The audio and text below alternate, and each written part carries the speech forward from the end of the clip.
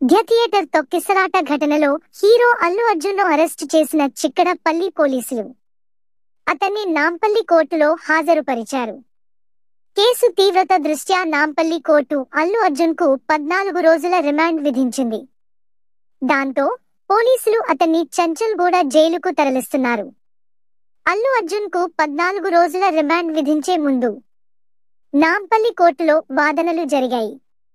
తొక్కిసలాటకు ప్రత్యక్షంగా సంబంధం లేదని, తనపై ఉన్న ఎఫ్ఐఆర్ కొట్టివేయాలని అల్లు అర్జున్ తరపు న్యాయవాది వాదించారు.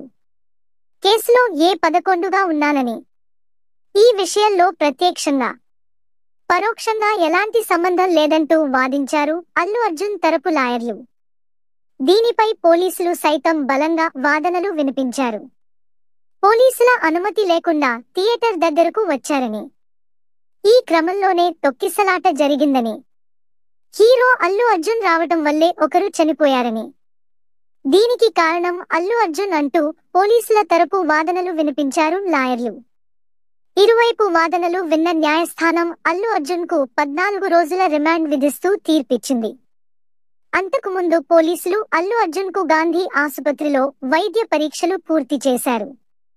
డిసెంబర్ 4న రాత్రి ఆర్టీసీ క్రాస్రోడ్స్లోని సంధ్య థియేటర్ వద్ద జరిగిన తొక్కిసలాట ఘటనలో రేవతి, 39, అనే మహిళ మృతి చెందింది.